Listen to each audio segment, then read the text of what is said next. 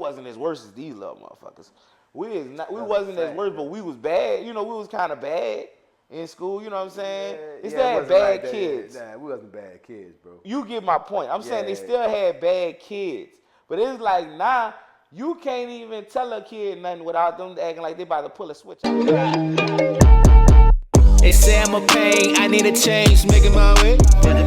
Say all the gang, sipping on drinks, catching a fade.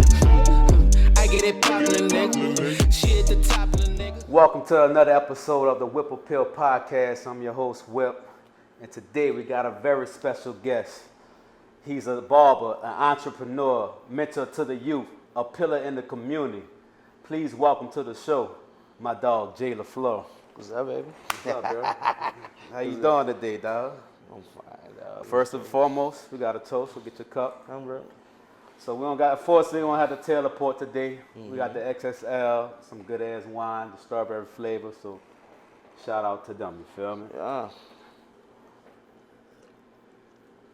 So what's up, G? What's up, bro? Appreciate you coming on. How you feeling today? Man, I'm blessed. Blessed, dog. You know, living in this city, we gotta stay prayed up. I know that, bro. Wild shit happened yesterday, bro. At the second line. Shout out to my dog Q, man. Get well soon, bro. I'm glad you're doing well. Good spirits. Shit crazy. I'm announcing here on my podcast, I would not fuck with another second line ever again.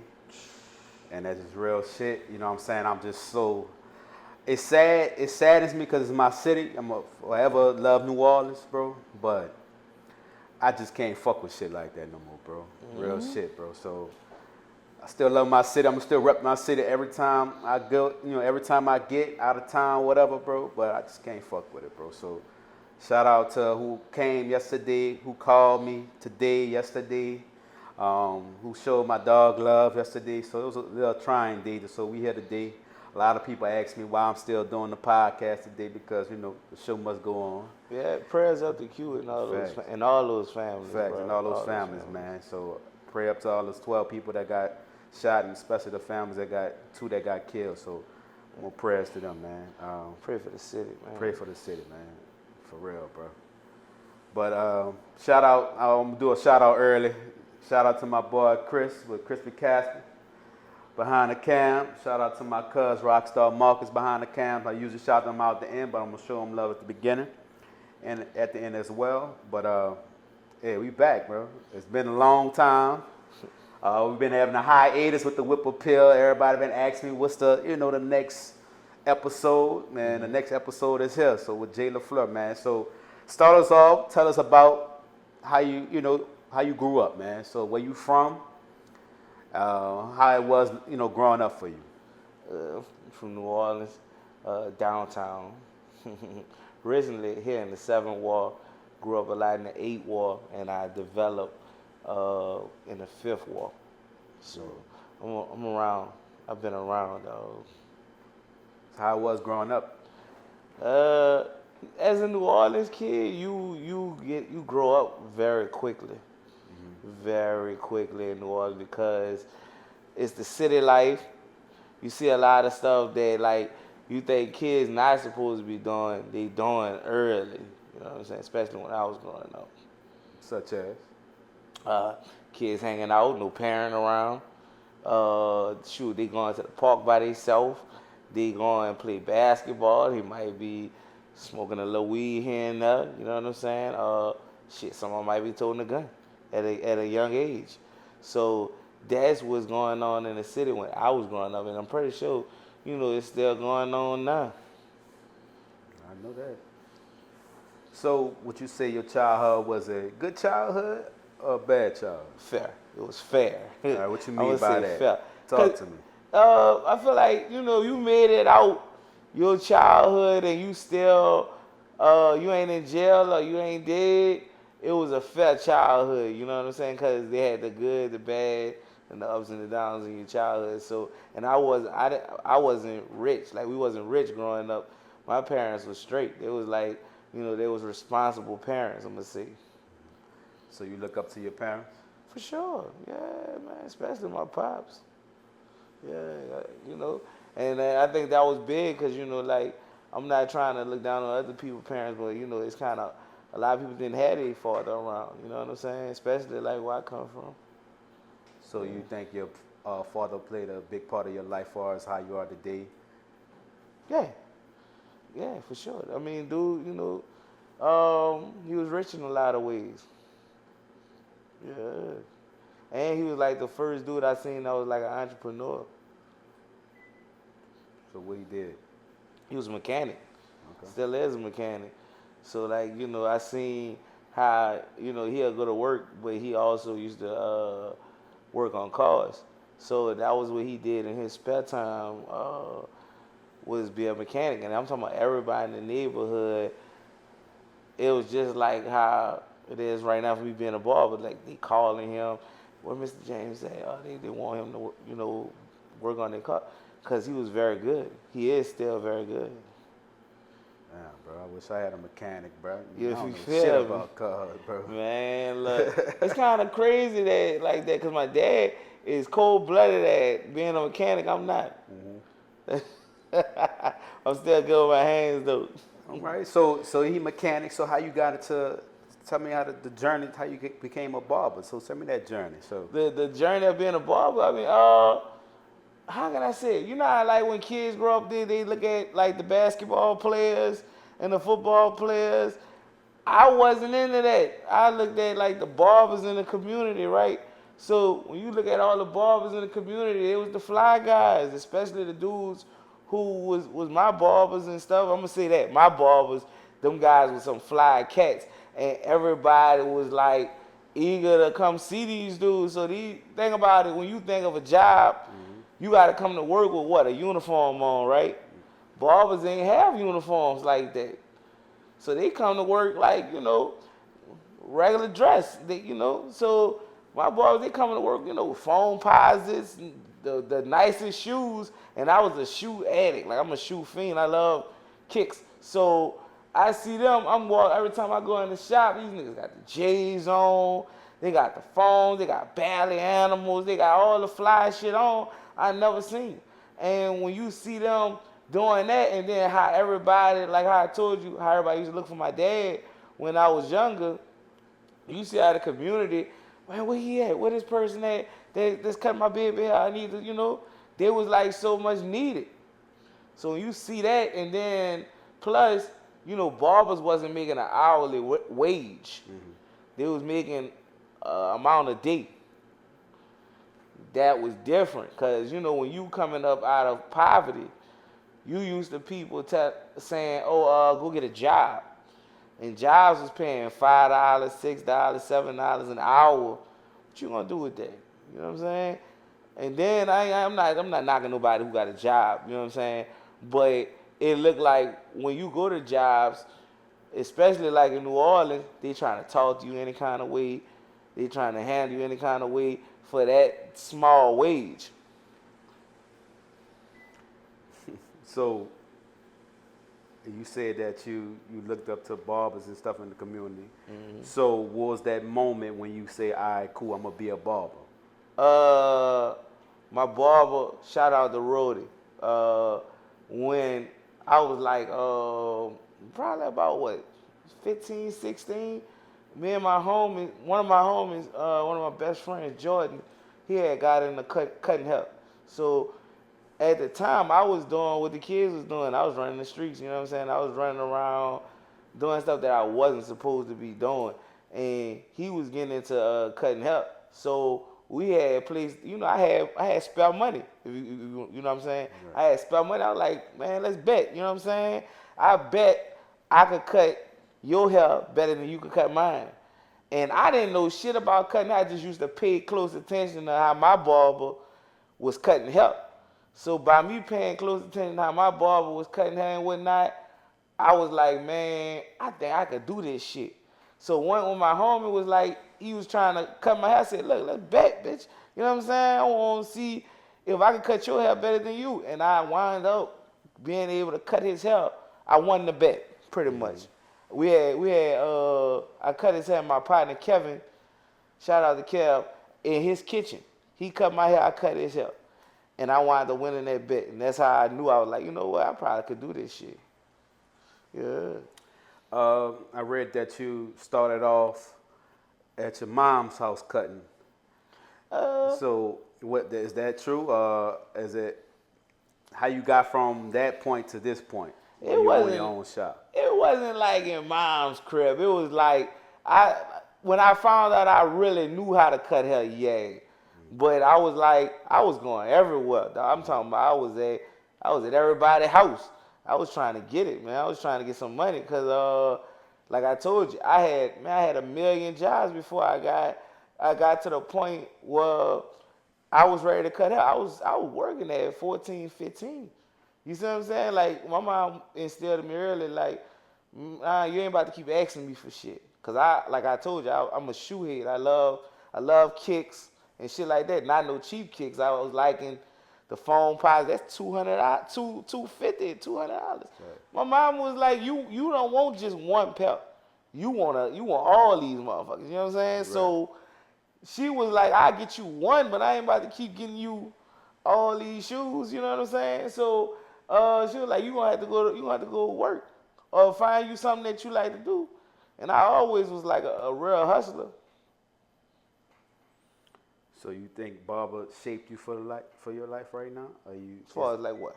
As far as like you feel like you at a point where you content where you at, or you feel like you need to grow more?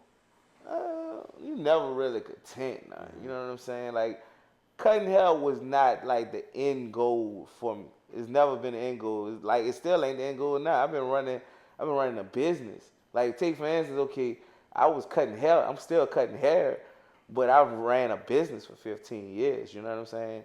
I've ran 2 businesses for 15 years. So it's like I ran a hair studio, pretty much like a barbershop and a hair salon all at once. You see what I'm saying? For over like 15 years. Okay. You went to Warren Easton. Facts. Shout out to Warren Easton. So tell us how Warren Easton shaped you, what Warren Easton means to you. It was a major upgrade, dog, from the school that I came from. You know what I'm saying? Like, I don't want to act like I just went to Warren Easton. My whole time when I was in high school, I went to Rob Wayne as well. Mm-hmm. You know what I'm saying? So when I went to Rob Wayne was like the school that showed you how to appreciate Warren Easton. You know what I'm saying? I went there like my freshman year. And that was like right after Katrina. So you seen like some of the worst things happen. Man, my whole band director died. You know what I'm saying? He got killed picking up his son from by one of his friends' house. Rest in peace to the Neno Calvin. You know what I'm saying? He impacted my life in a big way. So how he impacted your life? He was, dog, the dude was amazing. Peep this out. He was the guy that was in the Hot 8 Brass Band, and he was the guy that actually got Rob Wayne the first ever marching band. They didn't never have a marching band before he created it. So I was like eager to play snare drum, and nobody wouldn't let me get on the snare drum. They was like, "Oh, you kind of a heavy set dude. We don't let no big niggas get on the on snare." I was like, "Man, well, fuck that. I ain't gonna get in the band." Simple and plain. But he was like, "You really won't play snare?" And I was like, "Yeah." You know what I'm saying? Like, everybody else was like, they wasn't trying to let me play. He did. So he was like, "Look, you come practice with me every morning, and I'm gonna help you get on the snare drum." You see what I'm saying? I came to do every morning until he died practicing, and lo and behold, I wound up getting on snare. You know what I'm saying? But after that year, after he died, and I saw that the band really wasn't really going nowhere over there, I gotta get up out of here, because the school was, man, at the time, no disrespect to them people that went to that school, but you know, at the time, man, it was a war. It was like how it was on Lean on Me. Damn. Like, Welcome to the Jungle, yeah, man. Jungle or whatever. Bro, they had people getting killed, man. Yeah. They had a lot of people, students, getting killed at the school at the time. Man, I was like, I'm out of here. I did my 1 year. I marched that 1 year to show respect to the Neno Calvin, and I was gone. So you got to Easton. was in a band, Mm-hmm. played snare drum. Yo. How was that band? Mr. Brooks was band director at the time, correct? Mm-hmm. Yeah. He still play a big part of your life to the day. Talk about Mr. Brooks and how Mr. been a Brooks, big part of your life. Mr. Brooks was like the ultimate role model. You know what I'm saying? Young cat, had a great job at a young age. Like, you gotta think he inspired thousands of kids. So Mr. Brooks, he took me in, and I never looked back, dog. I was like, he was the reason I actually got the opportunity to get into Warren Easton. Shout out to him. Shout out to Mr. Brooks. Mr. Brooks, man, they fought, let him go. Yeah, man, you know that, but that happens in life though. You know what I'm Yeah. saying? Like, take for instance, you know, like how we talk sports, or we talk like stuff like that. A lot of cats, like coaches. Mr. Brooks was like the ultimate coach to a lot of people that went to Warren Easton. You know what I'm saying? He coached up a lot of players, and he coached us up, and we turned into better musicians because of him. So you feel like if Mr. Brooks didn't leave or get his, I'm not saying score that out, you feel like if he was still at Easton today, you think they'll be the top bands, still the top bands in the city?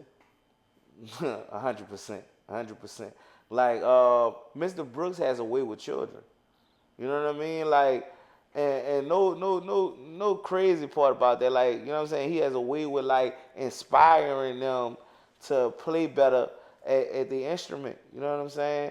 So the difference between him and it's no disrespect to Ms. Mo. Shout out to Ms. Mo. She's a great band director. But there's a big difference. I think they would have done damage together. They would have done more damage together versus being apart. What you mean by that, as far as like being co-director? Yes, indeed, man. You think honestly, you think that would work? Hell yeah. Because today you living in a day and age where it's man and woman. You know what I'm saying? Like, man and woman do great together versus being divided. And, we got to bring that together. Why you didn't go back to be a band director? Why did I? I'm very busy. I have other aspirations. Like, I've tried. Like, take for instance, when I was younger, when I was about 21, 22, and I had the time, Mr. Brooks asked me to come be a drum instructor when he was at MLK. So I went over there when I had spare time, and I taught them certain cadences, but you got to think, I ain't going to lie, you got to be a special human being to deal with the kids nowadays, dog. Like, being a band director, you should get paid way more. A band director should get paid a lot of money. Why you say that? So you think they should get paid more than teachers? I think all teachers should get paid more. Mm-hmm. I'm gonna say that. I'm gonna put that out there. But especially band directors, yes, because band directors, football coaches, inspire schools. Think about it. When you think about these schools, well, their football school brings in the most money. Who you think that's because of? Obviously, I'm gonna give you a prime example. Deion Sanders. Colorado was nobody till Deion Sanders got over there. So he's bringing millions of dollars to that school that never was there. You see what I'm saying? Mm-hmm. So do I think that special teachers should get special pay? Yeah. Because obviously you need that special teacher to make things happen. Right. You know what I mean? Like, obviously, let's say if Mr. Brooks is bringing more talent to the school where the school is getting noticed more. Like, by him being a musician, let's say you get trombone shorty comes from Warren Easton, right? You get a nowadays trombone shorty to come to Warren Easton now, and he helps bring millions of dollars to Warren Easton. And he tributes that to Mr. Brooks, or he tributes that to his band director. Why shouldn't that band director get some sort of raise or stipend for that? You know what I'm saying? Yeah, I honestly think teachers should easily get close to six figures. Man, Especially close to 7. What they dealing with today. Facts. Shout out to every teacher, man, especially if you trying to be all you could be as a teacher. Because we had a couple of those. Like, we had a couple of those teachers that really dealt with us. Like, cause back then, I'm gonna say it, we wasn't as worse as these little motherfuckers. We wasn't as worse, but we was bad. You know, we was kind of bad in school. You know what I'm saying? They still had bad kids. Nah, we wasn't bad kids, bro. You get my point. I'm saying they still had bad kids, but it's like now you can't even tell a kid nothing without them acting like they about to pull a switch out on you. It's like, you know, come on, bro. You know, This shit crazy, bro. Let's talk about some of your clients. Flipset Fred, talk about him. Rest in peace to her, but how you met him and how that came about. Rest in peace to Fred. That's my dog. You know, everybody, if I know you, I know you. You know what I'm saying? Like, what you done in your career is great. When you come in here, we like best friends. You know what I'm saying? So it's like how I met Fred was through a mutual friend that I've been cutting his hair for forever. He was a friend before I started cutting hair. So my partner Corey, shout out to Tap Out. Shout out to Tap Out. Because without Tap Out, I wouldn't even had like a lot of local clients that had huge followings. That's how I met Fred, through Tap Out. So when did you hear about his death, and how was that reaction to that? How did I hear about it, bro? I mean, when I got the phone call, you know what I'm saying? Which was shocking, you know what I'm saying? Because I actually seen Fred at Spades a couple of nights before, you know what I'm saying? Like, I ran into Fred. I'm up in Spades throwing me a few dollars.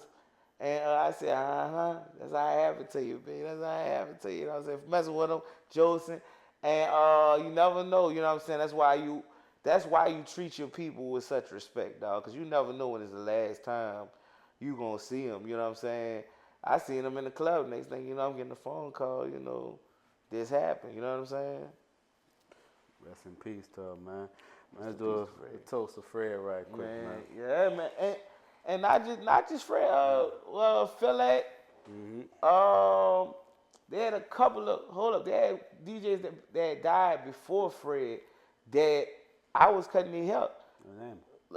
Philette, I want Fred. It was a couple, I'm sorry if I missed your name, though, but it's like, it happened, bro. I'm talking about like a couple of guys, man, that had huge followings that was like, local people that was like celebrities, like a lot of people followed them. Rest in peace to them. I ain't forgotten.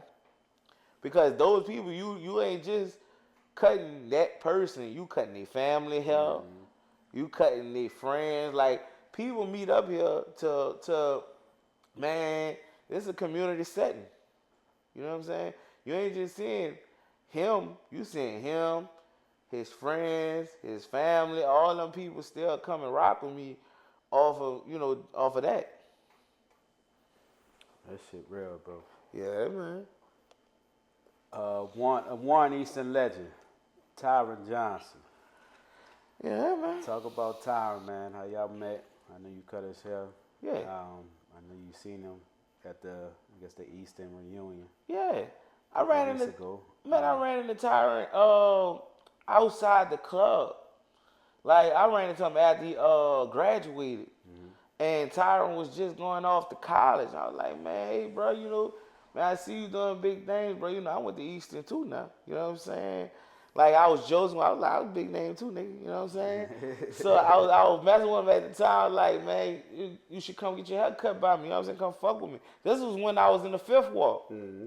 So I ain't know he was, you know, I gave him my card. I gave him my number and stuff like that. I was like, man, come holler at him. Dude, he held his word and came hollered at me. You know what I'm saying? Even though, you know, he had his own barber. You feel like you're the best barber in the city? Well, I always feel that way, dog. Like, I mean, Talk your shit, yeah, dog. why Talk shouldn't your I, shit. why shouldn't I feel that way? Like, I feel like any barber who, I remember I was having a conversation with one of my friends when I was young, before I had started cutting hair, right? I think it was right when I started cutting hair, and he was like, man, you gotta get you a few years under your belt before you start repping like, you won't be the best in the city. And I was like, I didn't really get mad at that. Like, I ain't no hating that nigga. I ain't no, like, no, man, why the fuck you gonna tell me that and I'm trying to buck myself up to be the best, right?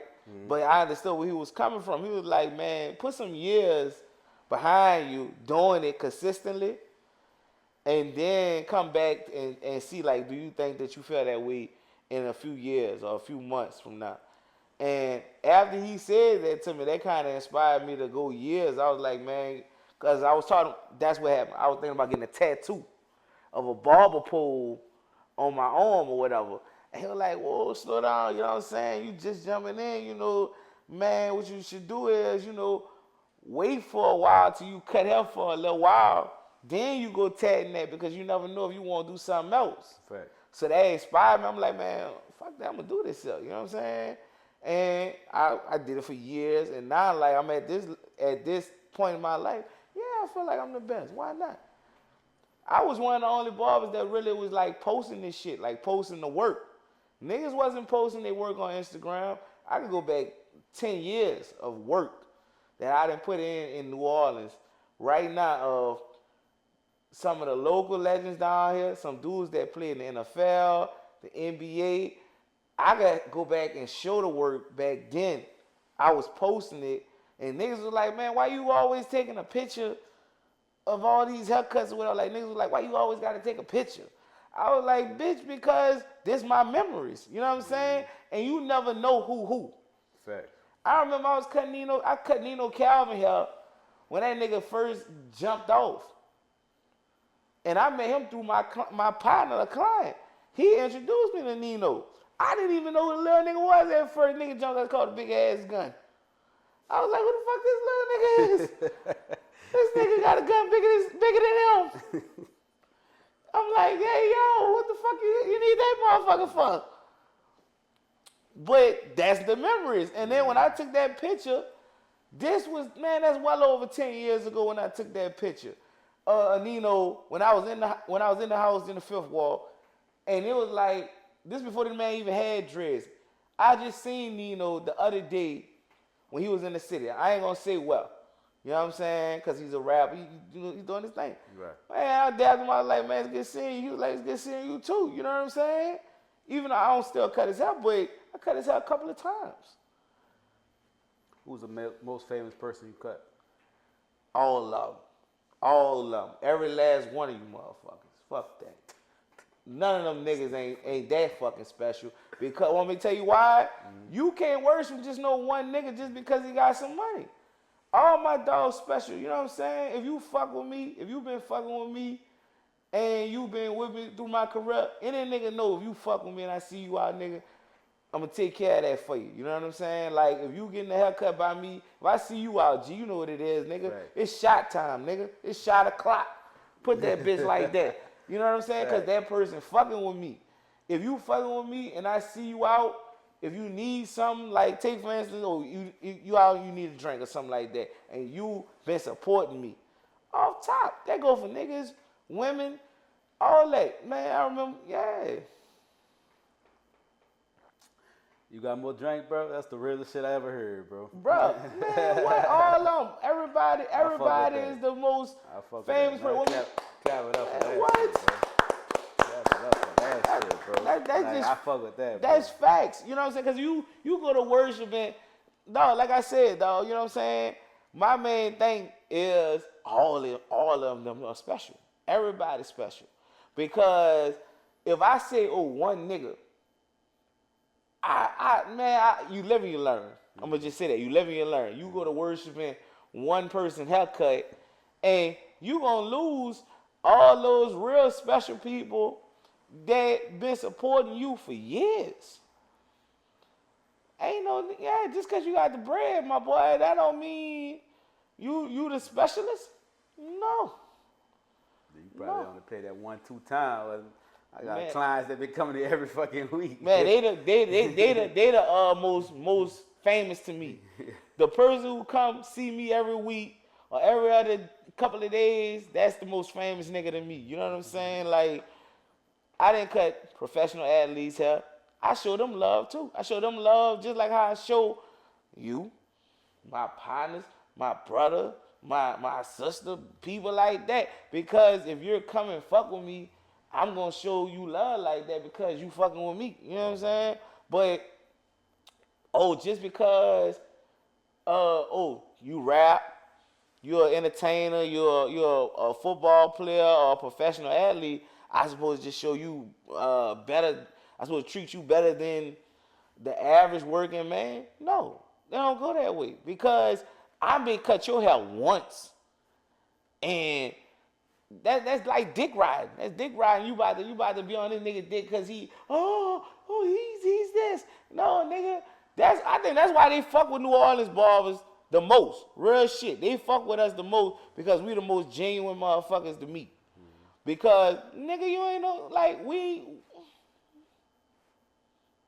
them niggas for real, yeah. That's why they respect Stunner. Yeah. And I ain't gonna say it no more. Put some respect on my name. For real. Man, what? You come to New Orleans, how many times when people come to New Orleans, they say the hospitality down here is unmatched. That's a fact. It's unmatched because we ain't treating those star different. Mm-hmm. We treating everybody with respect because that's how shit get ugly. Mm-hmm. That's a fact. All right, now this came on my desk, bro. I just had to ask you, bro. What's up? Sugar Daddy J. Yeah. So, what's your thoughts? What is Sugar Daddy J, bro? Explain that. That's my shit. They call you Sugar Daddy J. So you a Sugar Daddy, bro? Fucking right. I'm you a sugar upcoming daddy. Sugar Daddy. Listen, so tell the people about that, bro. Matter of fact, you could talk to your camera right there. Listen, man. That's the best thing that ever happened to me, boy. When you think about it. You ever heard of a conversation starter? Mm-hmm. Like, you know, like some niggas could start a conversation with their car. Some niggas can start a conversation with how they look. My conversation starter is if you're around and my friends see, sometimes I don't even bring out the Sugar Daddy J. My partners will do it. Sugar Daddy J, what's up, nigga? Right there, say that while we out. And they'll have a nice young lady right there, and they'll be like, well, why the fuck is y'all calling this nigga Sugar Daddy J? You see what I'm saying? And basically, it's a conversation starter. They want to have a conversation with you and wonder why people are calling you Sugar Daddy J. I actually told that to my young boy. I was like, like he thought he's so young. I really invented the shit when I was with my last old lady, right? Mm-hmm. And I was really using it inside of my relationship. So that's how it was created. I was really being a sugar daddy to my woman. You know what I'm saying? So I was joking. I wasn't being a sugar daddy for real. I was just like calling myself that as a joke. And if you wanted to get something from me, take things like my stepson. You know what I'm saying? I was like, if you wanted to get something from me, you have to like call me that name. You know what I'm saying? It was a joke. So like, you know, you joking your partners and you telling them, what's my name? Sugar Daddy J. Oh, fucking day. Now you can get what you want because you called me by my name. It's like, you know how I say a person be like, call me Master. Mm-hmm. That's the Sugar Daddy J shit. You see what I'm saying? It's kind of like that. So you say you got a stepson? Yes. Man, technically he's my son. You know what I'm saying? So you don't have any biological kids? No. Why is that? Being real strategic. Like, you don't put it like this up. The person who I want to have a kid with, I won't be in love with. And I won't spend the rest of my life with that person, you know what I'm saying? Build my legacy with that. You see what I'm saying? So you feel like your legacy is good with the person you would know? Well, I'm not technically with no one right now. You see what I'm saying? Like, but any child that I've taken care of, like, it's like that's my child. You know what I'm saying? Even if it ain't come from me. You know what I'm saying? If I take you in my under my wing. You know what I'm saying? I teach you this game that I'm like, I don't bless everybody with my presence. You see what I'm saying? Like, if I'm gonna take you in my realm or my circle, as far as which is a real close circle, because you obviously don't see me hanging out with a hell of a lot of people. I know a lot of people, but you don't see me hanging out with a hell of a lot of people. Meaning like, oh, I'm always with a different crowd or a different people. No, I'm with my close circle. So if I'm bringing you into that close circle or whatever like that, I'm gonna love you genuinely. You know what I'm saying? All right, let's switch up gears. All right, what's your thoughts on someone saying your prices are too high? Hey. I want you to really explain it. I want you to really break that down. I don't want a two-word answer.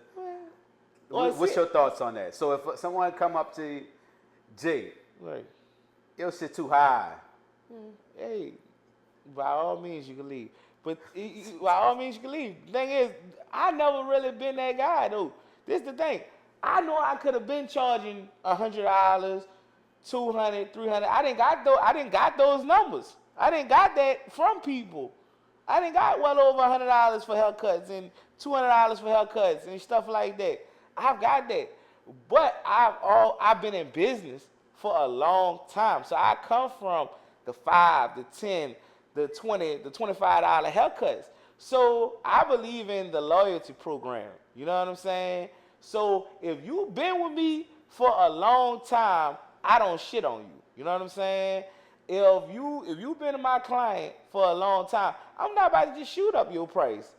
You feel me? If you've been loyal to me, you've been coming to get your haircut from me every week, every 2 weeks, and you've been staying loyal, and we locked in, I'm not gonna shit on you. I never really shitted on people with the price.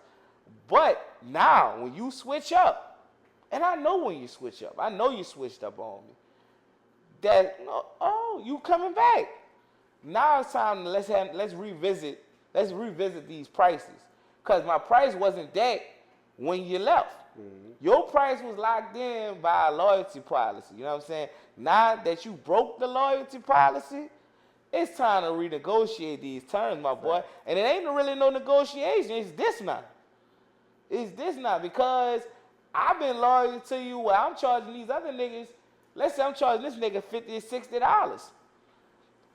By you come and see me for, let's say, 2 years, your price may still be that price from 2 years ago because you've been loyal. Mm-hmm. But now my prices then went up. You see what I'm saying? So now, if you feel that you can get better elsewhere, man, I'm never going to hold a nigga hand. Go ahead. And then when I see he fucked you up, right? I'm like a comedian when you come back, bitch. Bitch. Look at your head. And I'm videoing it. I don't give a fuck. I don't give a fuck how you feel, bitch. Look at this shit. And I'm gonna jost the nigga to the max. Oh, look how that nigga fucked him up. Ooh, yeah. Now watch this. Then I fix your shit. Now don't cheat again, bitch. Welcome back to Death Row. Type shit, right? I remember one of my loyalist clients did that to me, man. Nisha. Shout out to Nisha. She moved to Houston, right? Mm-hmm. She let them Houston niggas fuck her up. So you know what I'm talking about. She came back and seen me. I said, you let them Houston niggas fuck you up, huh? Nigga gave her a boosie. That's my dog. That's my fucking dog. I love her. But she came back. She was like, I can't do nothing about it because I'm living in Houston now. I'm like, yes, you could. You could be fucking loyal. Just come back down here. Tell them niggas fuck them. You heard me? They lucky. Boy, listen. People lucky I ain't moved from down here to Houston. I was loving that hurricane there. You was out there in Houston cutting out. Listen, nigga, I almost didn't fucking come back. So talk about that. Shit. I love fucking Houston, boy. I love Houston. Man, look, the quality of life in Houston is better than down here. I don't give a fuck what the people say. It's just facts. New Orleans is just a great place for environment, like us being cool with each other, hospitality, like that type of stuff. But as far as business, as far as elevation, as far as trying to create, we ain't it. We ain't it with that. Man, you know how many production studios they got out there? You know how much land they got out there? You know how many retail spaces they got out there? You know how many restaurant places that us who know how to cook could go out there and create something out there? Down here, it's so limited. And then if you do get a space in New Orleans to put a restaurant, they skyrocket in the price. Like I'm talking about, if you getting a good location, good real estate. If you getting good real estate in New Orleans and you trying to open a restaurant or hell even a barber shop, the price is gonna be out the roof. I'm already know. Yo. I already know. So, what would you say to like upcoming barbers? Like a young kid, 10 years old. Oh, I want to be a barber when I grow up, Mom. And they come ask you for advice. What advice would you give them? Start then. Start when you about 10. Start when you about 10 years old, little nigga. Because then you going to be the best barber. Like, some of the best barbers started when they was little. You feel me? You getting that trial and error. Then you got your little friends from childhood that you cut. Like, it's all about marketing. Like, take for instance, for a little kid, if you 10 years old and you about to get into cutting hair, right? You already have an established market in place at 10 years old. I promise you that. Because you got your family members. That's number one, right? You got your little friends from the neighborhood. That's number two. That's your market right there, right? Now, if your parents got any type of game about them, you know what they're going to do? If they feel like their son could be creative enough to be a barber at 10 years old, they can create him some business cards. I'm giving these niggas some $1 million worth of game right now on this camera. Because at 10 years old, your son could develop a market in elementary school. His market is his elementary people in his class. He give all them little niggas a card, or he give them their mama a card, and the mama be like, he could really cut hair? And the little boy in the class be like, yeah. And then he show some work. $5 haircut, and he could really cut. Now he done made him some money in elementary. Now let's grow the little nigga up a little bit. He 13. He go to middle school, right? That go your market again, little nigga. You got middle school, right? So now when you go to middle school, man, if you stop, fuck them hoes, fuck the bitches, they gonna get on your trail because they know you making some money. So now you go to middle school, you cut all your partners' hair in middle school, right? All of them coming to school fresh. Everybody who you cutting hair, they gonna fuck with you in school. They gonna be dabbing you. What up, nigga? Right? Now the hoes gonna be like, who that is? Right? Boom. Grow the little nigga up some more. Now I'm telling these little niggas, save your money. Save that little money you making off your haircuts while you in elementary to middle school. Now you in high school. Way different market now. Cause niggas gonna want to look fresher now. Because nowadays they seeing these little girls starting to look at them. Right? This the shit that I wish I would have known when I was in high school. But I'm not jealous enough to say I'm not going to get this game to a little kid that's on his way up. You feel me? If a little kid on his way up and he trying to be a barber from being a kid to now, to once he get grown, start cutting hair in elementary, on up to high school, that little nigga could be a millionaire. That little nigga could be a millionaire before he hit 21. Want me to tell you why? Number one, you ain't got no bills. You ain't got no bills from 10 years old to 17, 18. You feel me? Now, of course, if you really start making some money in your mama's house, you're going to kick them, you know. You're going to kick your mom and your daddy out some money. But, of course, if your mom and daddy or your mama, they still together or whatever, right? They probably ain't going to accept no money from you. So you could save up your own savings, right? Little nigga can have him a barbershop at 17, 18 years old. Probably, matter of fact, 15, 16, the way these little niggas getting money. So you saying if you would have started young, you'd be a millionaire? Who said I ain't? Who said, look, listen, we ain't gonna, man, listen, man. I ain't that type of guy to say I'm not no stunner. I ain't trying to be no stunner. But at the same time, who said I ain't never touched $1 million yet? Who said I ain't have liquid of $1 million? You see what I'm saying? So I'm not gonna just act like, oh, I haven't seen that, touched that, or even played with that. You know what I'm saying? It took money to get this right here. We ain't in no play setting. This is the real deal. We're on Big Broad. Say it in the louder. big part of the 7. Say it louder, dog. We're in the big part of the 7. And I've been, look, all the white people fuck with me around here. You gotta pass this way to go to Jazz Fest. That's a fact. So let them understand that right there. They gotta pass Fame up to get to Jazz Fest every year. And every time the big second lines pass, guess what they in the 7 walk? Guess what they pass at? Right here at Fame. So what Fame stand for? For all men everywhere.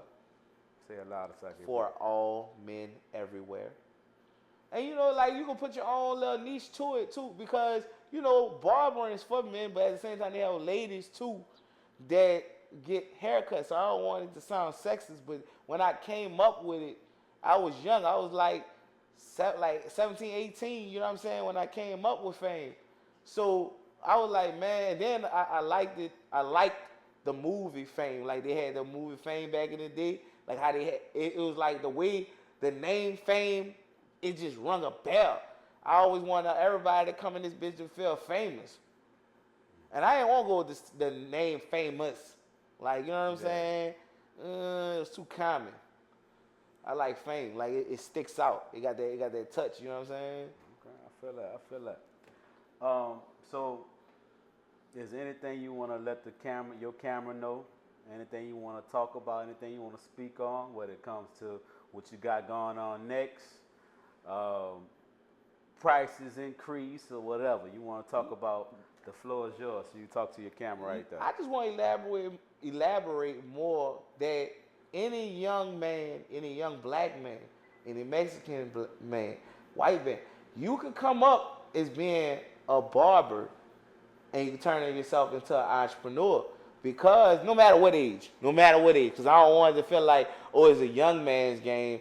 It's any age you could imagine game. You know what I'm saying? It's if you're going to stick with it. Because a lot of people get into the barbering game and they give up hope because they see the guy like maybe me, right? Or they see a guy like that been in the game 20 years, 30 years, that been cutting hair, and they'll be like, oh, man, I want to get in, I want to be like that nigga. I want to be like that man. But that man done put in 20 years. That man done put in 30 years. So you got to look at the days when the man did this. He just sat and saw so many people cut hair around him. If you got barbering is a patience game. So just like how they look at, oh, they say barbers, man, these niggas getting money. You got to look at it when them dudes wasn't getting no money. Because I had them days. I had them days when I ain't made not a dime. That made me more hungrier to get money. So the thing that I would say to any young or any barber, any new barber that's trying to get in the game, look at the market, like what your market is around. Like, that's why I say it's better when you younger coming up, because think about it. You in elementary school, so that's your market. You know what I'm saying? You in middle school, that's your market. When you're in high school, that's your market. Now, if you keep elevating, peep it out. You can go to college. That go to market. You just can't be scared to talk to them people and brand yourself. Because that's another thing that people don't want to do nowadays. They don't want to brand themselves. They scared to talk to people because they, you know, I don't know if they're going to turn me down or they're going to play on me. Don't be afraid to get played. That's their loss. You know what I'm saying? I got played 1,000,000 times. I'm going to keep getting played till I hit that one lick. Facts. Yeah. Facts. So hold on, before we end the show, I want to do something different. Chris and Rockstar, can y'all come on camera, please? Please. I want to do something different today. I always shout them out without the cameras and shit like that. So I want to show them love on camera. Yeah. So y'all sit down, whatever, before we on camera and stuff like that. Yeah. So I'm gonna give them their shine, and we're gonna end with Jay, whatever. Chris, this is Chris right here. Chris. So I'm gonna let you. This is Chris is Rockstar. I'm gonna let y'all explain what y'all do, what you got going on, and vice versa. All right. So you can talk on the mic right here. So my name is Chris. I'm a owner, founder of Crispy Captures. Basically, it's a media company. We can cover your photography, videography needs, marketing needs. Basically, I do a lot of digital content. So yeah, I'm Chris, and I'm blessed to have a company. Instagram. My Instagram is Crispy Captures. It's Spell spelled it. like my name, ChrispY Captures, CAPTURES. Crispy Captures. Rockstar. What's up? It's Rockstar Marcus. I am an aspiring artist, local artist, musician. I don't really like to call my music. I like to call it art. I'm just a family man. Like, talk to me, shoot me a DM. It's Rockstar Marcus for every little social media platform. It is what it is. Spell it out. ROCKSTAR Marcus MARCUS. Yeah, I just want to really shout them out, man, and because they helped me out. Whip Appeal would not be nothing without them. I'm always shouting them out, and they behind the scenes and stuff like that. But we got my dog Jay Leflore here, bro, and I appreciate you, bro, because at the end of the day, I see where you started at and where you at now, and I know you're gonna keep on elevating. Is there anything you got going on new? Any business ventures and stuff like that you want to tell the people? Yeah, I always got business going on, man. Like, to be honest, I just told you, before this, I'm shooting to Dallas, man. Okay. Shooting to Dallas to see different stuff that I need to see, you know what I'm saying? Like, talk to who I need to talk to out there. Barbering needs that's going on. Other entrepreneurs. I'm trying to get into the restaurant game, man. Like, different little lounges and stuff like that. I don't know, I say it on camera, but I always had an interest in a barber lounge. You know what I'm saying? But see, investing into a barber lounge to New Orleans is a risky thing. You know what I'm saying? Because, how can I say it? I don't think that we're ready. I don't think New Orleans is ready for that, dog. You know what I'm saying? So, eventually, I want to create a barber lounge where New Orleans could have one, and other cities could have one too. So, and then it's not just for barbers to come kick it at. You know what I'm saying? Everybody can come kick it in there. And if they want, cop any type of, barber accessories, they can get a drink, they can get some food there, they can get whatever they want from it. That shit would be fun. I ain't gonna lie. Man, bro, I seen one I'll be drunk every Saturday morning, bro. Bro, I seen one in Cali, bro. They had one in the mall. Mm-hmm. Fire. That's why I said, I just want our city to grow. You know what I'm saying? We was just having a conversation about how we should grow the East. You know what I'm saying? Like, the East needs heavy development, man. Right. Hopefully we get it. You know what I'm saying? Other than Jazzland. I ain't talking about just the Jazzland part. I'm talking about all of it. Facts. I want it to look like Metairie, Harahan, those places. Because we spend all this money, why we can't spend it in the right areas? Right. You know what I'm saying? You're right. Absolutely right, man. But my dog, Jay Leflore, I appreciate you, bro. Please like, comment, subscribe on YouTube. Whip Appeal Podcast on YouTube. Whip Appeal Podcast on Instagram. Whip Cream 9 on Instagram. Please follow my dog, Jay Leflore, on Instagram. Please spell out your Instagram right now. Yeah, my name is Jayleflore. Jay Leflore. You can follow Fame Barber Studio, FameBarberStudio. at Instagram. Come holler at me if you ever need some, a haircut, maybe some advice. I'm here. Yeah, I heard it from the Whipper Pill podcast. I appreciate y'all watching this episode. Stay tuned for many more. This is only the beginning for us, and we're going to keep on going, man. Y'all be blessed. Yo. They say I'm a pain, I need a change, making my way. See how the gang sipping on drinks, catching a fade. I get it poppin', nigga. She at the top of the nigga. Got plenty of